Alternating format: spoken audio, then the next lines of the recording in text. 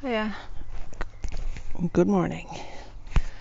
There's a small chance of rain now, I'd say, but it's looked like that all morning, so I'm just going to keep going here. So this is the back garden, and I'm sitting on the step of the studio, and I just wanted to honour these lovely foxgloves that have come up in the corner there. And I should put down that board for a minute.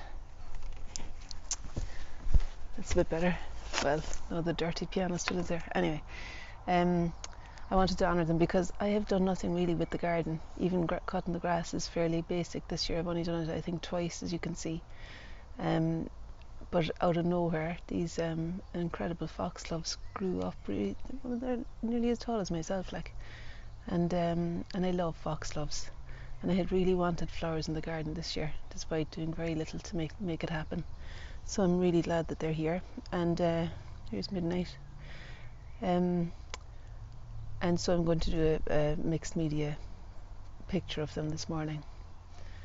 I haven't done any yoga or a bit yet, but I thought, when the inspiration hits, like, it's no harm to get going. Now, having said that, I spent about half an hour looking for the microphone, found it underneath a pile of laundry. Anyway, off we go.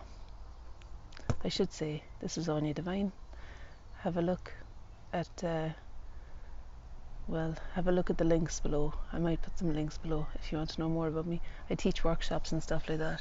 But there's if you look me up on Facebook, I've got a page that you can join as well. Sorry, covering the microphone there. Anyway, okay, let's get going. So, let's see what's going to happen today.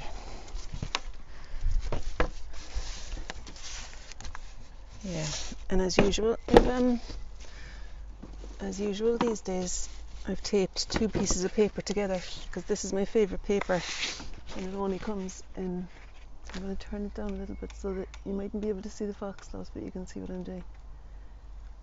It only comes in the half imperial size, and so what I end up doing is often collaging something. It really works today because these flowers lend themselves to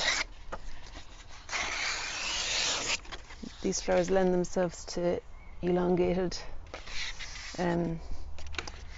extensions. So what I was saying is that I often put a piece of paper over the middle fairly early into the process in order to identify something in the picture, but also to sticking it together. Okay, so this is going to be one of those the tallest foxglove.